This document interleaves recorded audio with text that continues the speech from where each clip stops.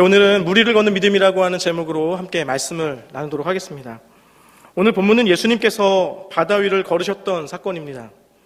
본문 바로 전에는 오병이어의 사건이 기록되어져 있습니다. 보리떡 5개와 물고기 2마리로 5,000명을 먹이신 사건이죠. 그렇게 사람들을 먹이자 사람들은 예수님에게 환호하며 예수님을 왕으로 삼으려고 했고, 그곳을 급하게 피하시며 오늘 본문이 등장하게 됩니다. 제자들을 재촉하셔서 제자들을 먼저 따로 보내시고 예수님은 기도하러 산으로 올라가셨습니다. 그리고 사경까지 홀로 기도하는 시간을 갖고 제자들을 만나러 오셨습니다. 예수님께서 기도하러 가신 그 시간에 제자들은 곤경에 빠졌습니다. 곤고하고 괴로운 시간을 보내고 있습니다. 바람이 거스름으로 물결로 말미암아 고난을 당하게 되었다고 성경은 우리에게 얘기해주고 있습니다. 그리고 예수님이 걸어오는 것을 보고 제자들은 유령이라 라고 무서워하며 소리를 지르고, 바람과 물결 때문에, 유령 때문에 소리를 지르고 무서워하는 그들에게 주님은 자신을 예수님이라고, 나니 두려워하지 말라라고 그들을 안심시키십니다. 거기에 베드로의 질문이 이어지죠. 주여, 만일 주님이시거든 나를 명하사 물 위로 오라 하소서. 예수님이 답변하십니다. 오라. 베드로가 배에서 내려 물 위로 걸어서 예수님께로 가다가 바람을 보고 무서워 빠져갑니다.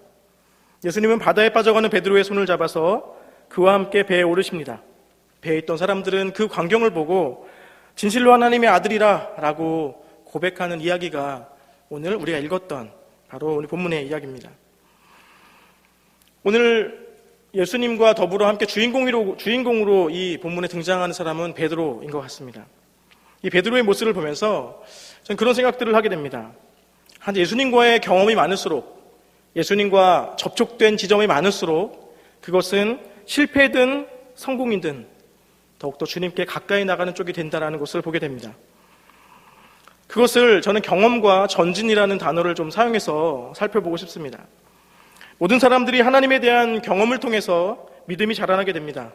승리의 경험을 하던 아니면 실패의 경험을 하던지 간에 삶의 경험 속에서 하나님을 찾았던 기억, 하나님을 만났던 기억, 믿음이 자라나게 됩니다.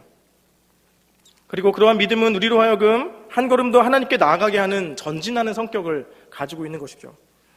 우리 일상 속에서 하나님을 생각하고 하나님과 더불어 살아내는 훈련을 할 때 우리는 일상을 통해서 믿음의 전진을 할 수 있게 됩니다. 우리에게 주어진 일상을 그저 흘려보내듯이 살아간다면 우리에게 남는 것이 없고 영적인 진보도 없을 것입니다. 베드로는 이러한 경험을 통해서 후에 예수 그리스도의 사도로 하나님의 성도들을 가르치고 양육하는, 그들을 변화시키는 귀한 사도로의 귀한 일에 쓰임을 받게 됩니다. 더 나아가서는 주님을 위해서 순교하는 자리까지 베드로는 나아가게 되죠. 오늘 말씀을 듣는 우리 모두에게 이러한 경험이 쌓여지기를 소원합니다. 하나님으로 말미암는, 예수님으로 말미암는, 또 오늘 기도하며 찬양하며 주님을 만나는 경험들이 쌓여서 주님께 한 걸음 더 전진하시는 저와 여러분이 되기를 예수님의 이름으로 축원합니다. 오병이어 사건을 통해서 예수님이 우리를 먹이시는 목자다라고 하는 것을 보여주었다면, 오늘 본문은 예수님께서 이 자연계를 지배하시는 전능자, 바로 하나님의 아들임을 아주 분명하게 보여주는 본문입니다. 예수님은 오늘 본문에서 본 것처럼 물 위를 걸으시는 분입니다. 33절에 기록되어져 있는 것처럼 예수님은 하나님의 아들이시기 때문에 그런 것들이 가능한 것이죠. 하나님의 아들이신 예수님은 물 위를 걸으실 뿐만 아니라 32절에 말씀대로 바람도 잠잠케 하시는 분이시죠. 하나님의 아들이시기 때문에 그렇습니다. 모든 것을 하실 수 있는 전능하신 하나님이심을 여러분 믿으시길 바랍니다. 우리의 믿음은 그 대상이 얼마나 확실한가에 따라서 믿음이 진가를 발휘하게 되죠. 내가 믿는 대상이 얼마나 확실한가, 또 내가 믿는 그 대상이, 또 내가 믿는 그 일이 사실인가에 따라서, 여부에 따라서 우리의 믿음은 강력해지느냐 그렇지 않느냐 이렇게 되어집니다. 예수님에 대해서 더욱 분명히 알고, 또 예수님에 대해서 우리가 명확한 사실들을 가지고 있을 때 우리의 믿음은 더욱더 강력해집니다. 예수님은 병든 자를 고치십니다. 예수님은 못 고칠 질병이 없으십니다. 예수님은 12년 동안이나 혈루병으로 앓았던 그 여인을 고치셨습니다. 38년 동안 병아리를 했던 베데스다 연못가에 누워있던 병자의 병도 한마디 말씀으로 고치셨습니다. 눈먼 자의 눈을 뜨게 하셨고, 듣지 못한 자의 귀를 여셔서 듣게 하셨고, 말하지 못하는 자의 입을 여셔서 말하게 하셨습니다. 중풍병자의 병도 고치고 문둥병자의 병도 고쳤습니다. 심지어 죽은 자도 일으켰던 하나님의 능력을 여러분 기억하시길 바랍니다. 예수님이 하나님이 아들이심을 여러분 꼭 기억하시길 바랍니다. 물 위를 걸으신 예수님은 또한 물로 포도주를 만드는 역사를 보이셨죠. 또 오병이어의 기적으로 5,000명을 먹이셨고, 우리 모든 사람의 죄도 사할 수 있는 권세가 있으신 분입니다. 하나님의 아들이신 그 예수님은 전능하신 분입니다. 여러분, 우리가 하나님을 믿을 때 참 가장 중요한 것은 하나님이 얼만큼의 능력이 있는가에 대해서 우리가 신뢰하는 것입니다. 우리 성경을 통해서 많은 기적의 역사들이 우리에게 나타나고 있지만, 여러분, 그것이 사실이라고 여기지 않는다고 생각해 보십시오.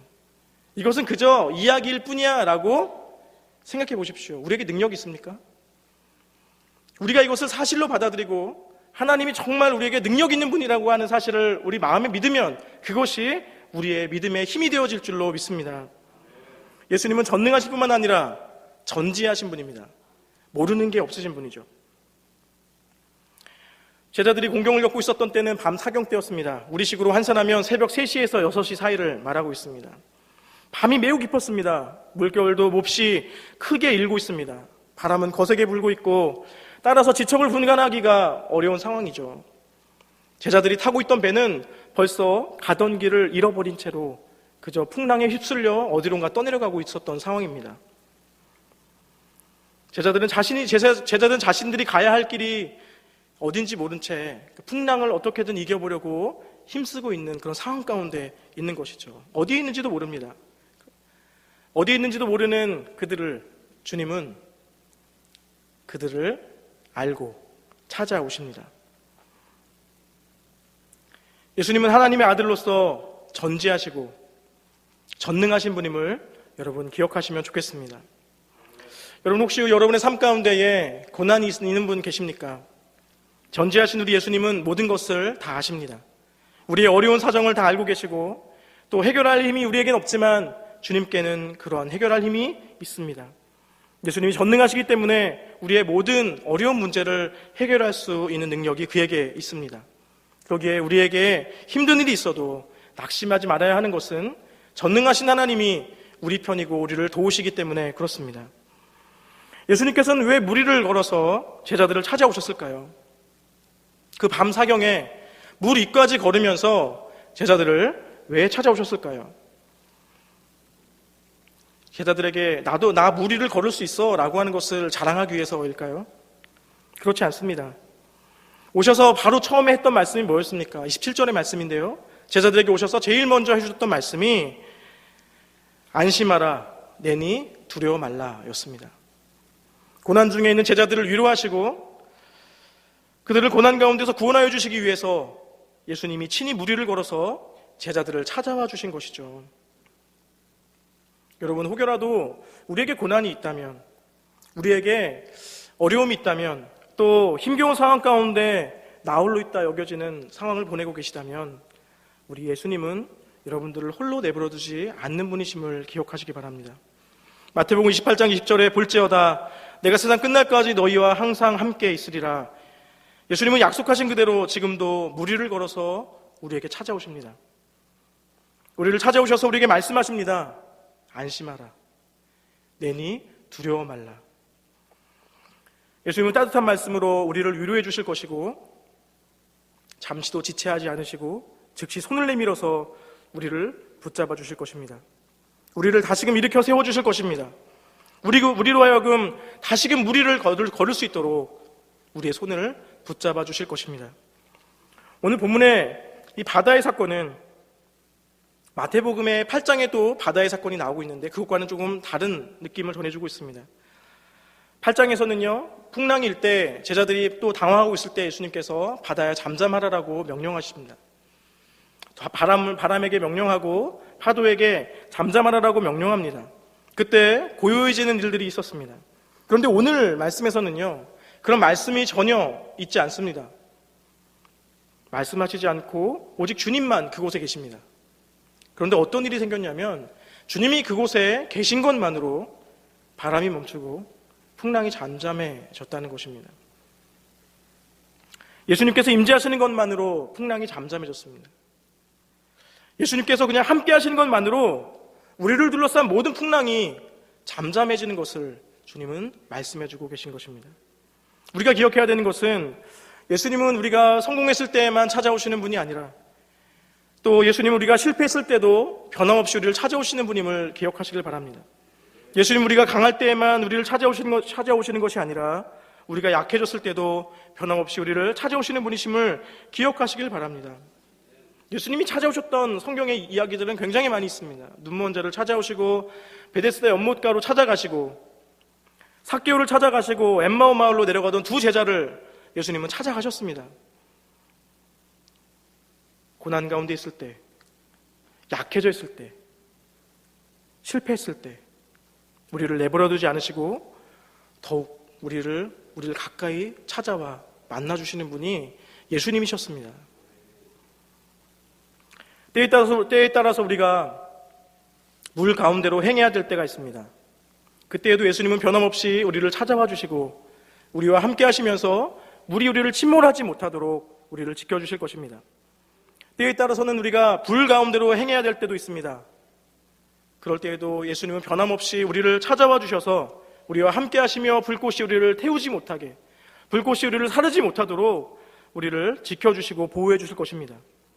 여러분 인생 가운데에 고난이, 어려움이 있으십니까?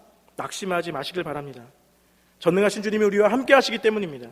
오늘도 변함없이 무리를 걸어서 우리를 찾아오시는 예수님을 바라보시기 바랍니다.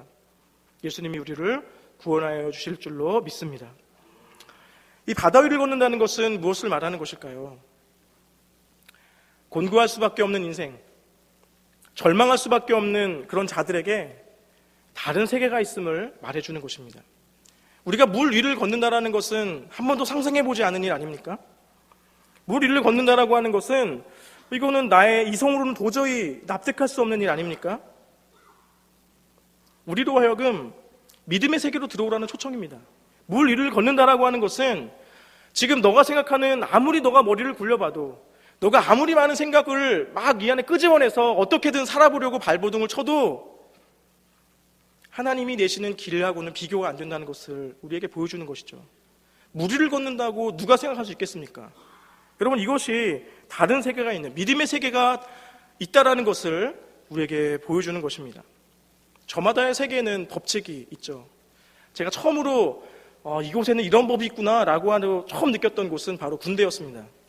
처음에 군대에 가면 새로운 질서에 또 새로운 법칙에 깜짝깜짝 놀랄 때가 굉장히 많습니다. 한 번은 제가 이등병 때 군기가 바짝 들었을 때 자대 배치를 받아서 큰 문제를 한번 일으킨 적이 있습니다. 화장실에서 용변을 보러 들어갔는데 문이 닫혀 있는 거예요. 그래서 제가 똑똑했죠. 누구나 다 노크를 하니까 똑똑했습니다. 그랬더니 거기서 상병 관등 청명이 나오는 거였습니다. 저는 이병이었는데 말입니다. 그런데 그때 눈치를 못했어요. 저는 이게 누가 있나 보다.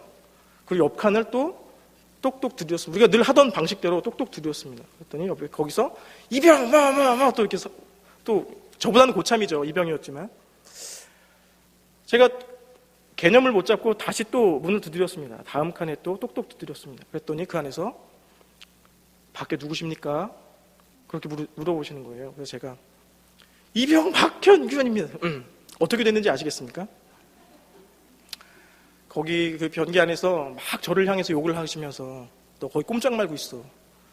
그리고 나오시면서 다른 소대 고참이셨는데 제 귀를 붙잡고 저희 소대로 가셨습니다. 너네 애들 교육 어떻게 시키는 거냐. 이 자식이 노크하고 다니더라. 여러분, 노크하면 안 됩니까?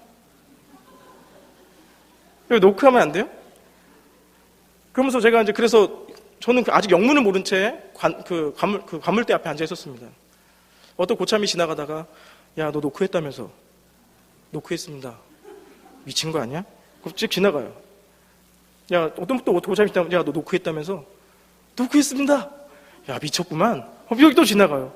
이게 어떻게 된 상황인지 전혀 몰랐는데 나중에 알게 된 상황은 뭐냐면 저희 부대는 빨리 나오라는 뜻입니다.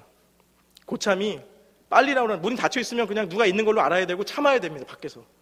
그리고 문이 열려 있어야 들어가야 되고 감히 노크를 해서는 안 되는, 노크는 아주 고참, 이제 저녁을 바라보는 분들이 해야 되는 일이었습니다. 그걸 모른 채 저는 그 노크 때문에 한 3개월 이상 무개념으로 굴렸습니다.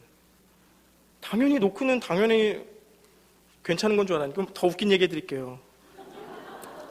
제 친구는 군대 갔는데 거기 또 그 부대에 또 다른 질서가 있었던 것 같아요.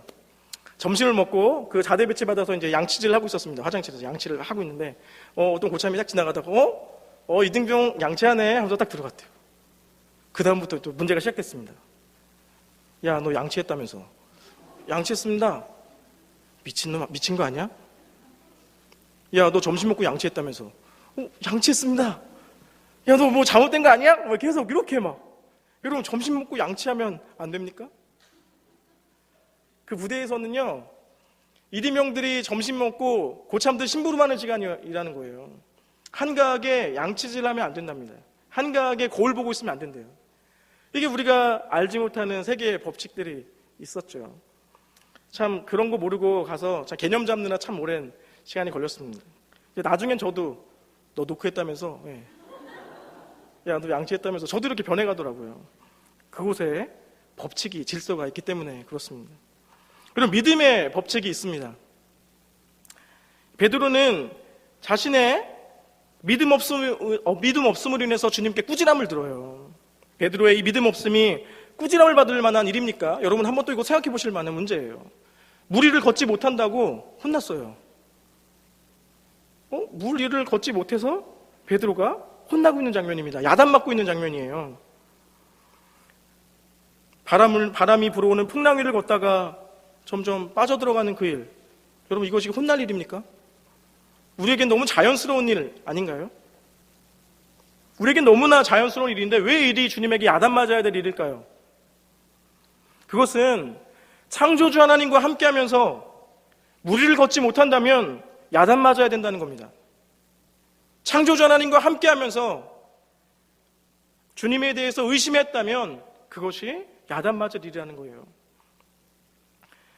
믿음이라는 것은 하나님과 함께 있을 때의 합리성을 말합니다.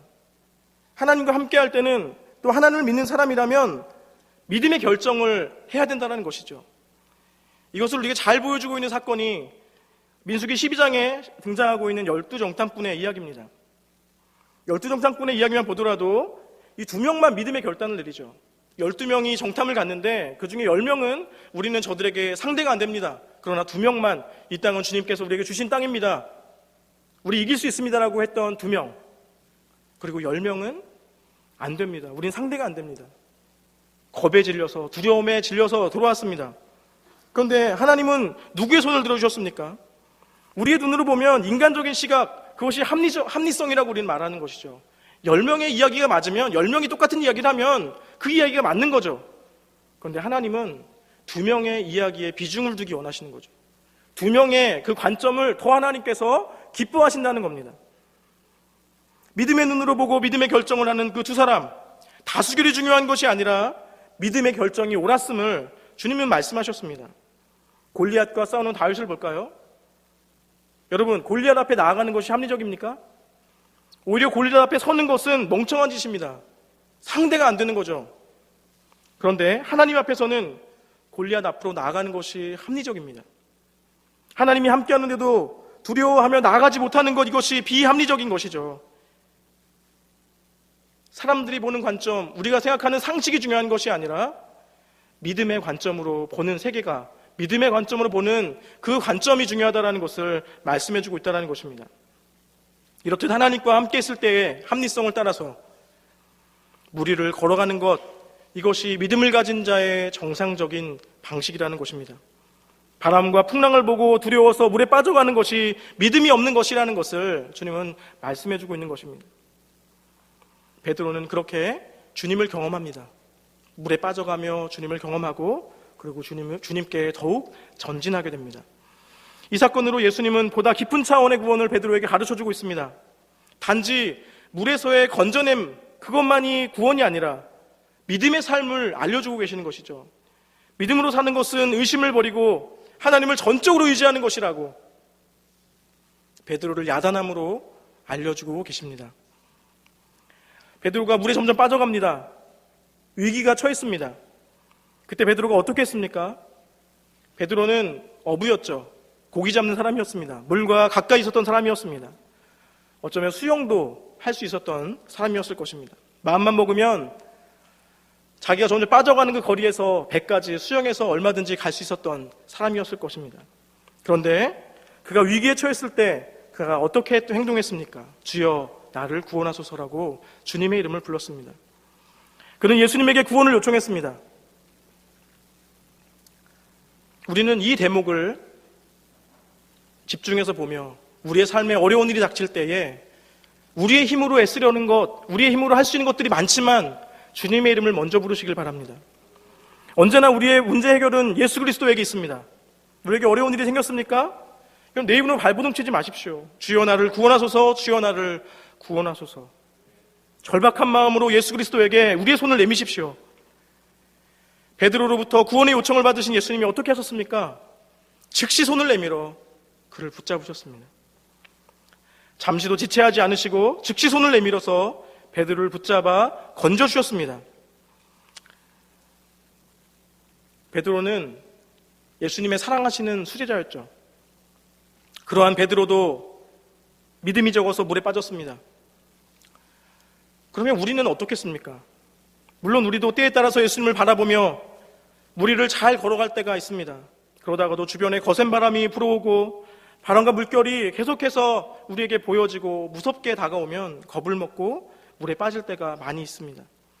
그럴 때 정신을 차리고 우리가 해야 되는 것은 주님을 바라보며 주여 나를 구원하소서라고 다시 주님께 도움을 요청하는 것입니다.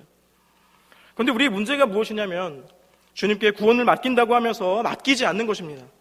주님이 나의 주인이라고 말은 하지만 정말 나의 주인이라고 고백된 삶을 살지 않습니다.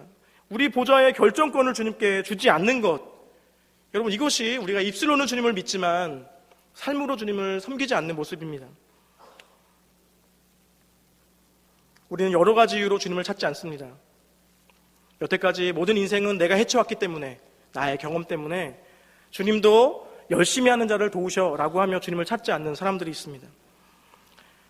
또 다른 사람을 믿지 못하는, 그래서 하나님도 믿지 못하는 그런 사람들도 있습니다.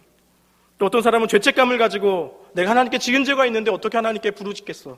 내가 하나님 앞에 내 마음대로 살았는데 내가 어떻게 주님을 또 주님의 이름을 부르겠어? 라고 하는 죄책감으로 주님을 찾지 않는 사람도 있습니다. 지금도 계속 죄를 짓고 살아가고 반복되는 죄악, 변하지 않는 모습 때문에 하나님은 나를 미워하실 거야 라고 생각하며 주님을 찾지 않는 사람도 있습니다. 또 하나님은 나를 신경 쓰지 않을 거야 라는 생각들. 나도 양심 있지. 내 양심상 주님을 찾을 수 없다. 내가 지은 죄가 있는데. 뭔가 양심적인 것 같고 뭔가 그럴듯한 이유인 것 같지만 여러분 이런 여러 가지 이유로 주님을 요청하지 않는 사람들, 여러분 이것은 우리가 다른 의미로 볼 때 교만의 모습을 가지고 있다는 것입니다. 여러분 우리 존재 자체가 주님 앞에 연약한 자들입니다. 존재 자체가 그래요. 주의 은혜를 구하며 살아야만 하는 존재로 주님께서 우리를 만드셨습니다. 우리는 주님께 도움을 요청하며 살아야 되는 자들인데 내 힘으로 해보려고 또 나의 연약함 때문에 주께 나아가지 않는 그것은 우리 마음 가운데에 계속해서 주님과 멀어지고 있는 교만이 자리 잡고 있다는 것을 보여주는 것입니다. 주님께 나의 양심을 운운하면서 나아가기를 꺼리는 것, 그래서 더 주님께 멀어지게 되는 요인이 됩니다. 그 교만이 자꾸 주님과 내 사이를 멀어지게 만들고 있는 것이죠. 우리는 베드로와 같이 주님께 도움을 요청하며 살아가야 되는 존재임을 기억하시길 바랍니다. 베드로와 같이 우리도 예수님에게 우리의 손을 내밀면 주께서 우리를 도우십니다. 우리가 교만해서 우리의 마음속에 예수 그리스도를 두기 싫어한다면 예수님은 우리를 그냥 그대로 내버려 두실 것입니다. 그러나 우리가 탕자처럼 매맞을 일을 많이 하고 고멜처럼 많이 행음하고 십자가상의 강도처럼 죽어 마땅한 큰 죄를 저질렀다 하더라도 간절한 마음으로 우리가 예수님을 부르짖으면 예수님은 결코 우리를 그냥 내버려 두지 않으실 것입니다. 지체하지 않으시고 즉시 손을 내밀어 우리의 호소 가운데 주님 나를 도와주십시오라고 하는 그 부르짖음 가운데 우리를 붙잡아 주실 것입니다. 그 당시 베드로는 믿음이 적어서 물에 빠져버리고 말았습니다. 그러나 그 뒤에 베드로는 믿음이 깊어졌습니다. 결국 그는 예수 그리스도를 위해서 십자가에 거꾸로 매달려 순교하는 일까지 나아가게 됐습니다. 마찬가지로 우리의 삶도 믿음이 부족해서, 믿음이 약해서 물에 빠질 때가 종종 있습니다. 그러나 그런 일들로 인해서 우리가 체념해서는 안 될 것입니다. 주여 나를 구원하소서.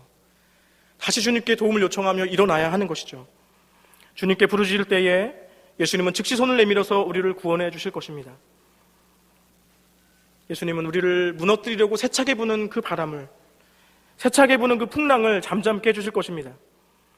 예수님은 우리로 하여금 다시금 우리를 걸어가게 하실 것입니다. 우리의 믿음이 더욱더 굳건해지도록 우리를 붙잡아 주실 것입니다. 세상 사람들은 말합니다. 사람이 어떻게 무리를 걸을 수 있어? 사람은 무리를 걸을 수 없어. 그것은 불가능한 일이야 라고 우리에게 말하고, 그것은 모두가 다 아는 사실입니다. 그들은 하나님을 믿지 않기 때문에 살아계신 하나님의 기적의 역사를 체험할 수 없는 것이죠. 그러나 우리는 다릅니다. 주여 나를 명하사 무리로 오라 하소서. 이 믿음을 가지고 살아가기 때문에 우리는 예수 그리스도와 더불어 예수님의 손을 붙들고 날마다 무리를 걸어가는 승리로운 삶을 살아갈 수가 있습니다. 축복된 삶을 살아갈 수가 있습니다. 기적을 체험하면서 살아갈 수가 있게 되는 것이죠.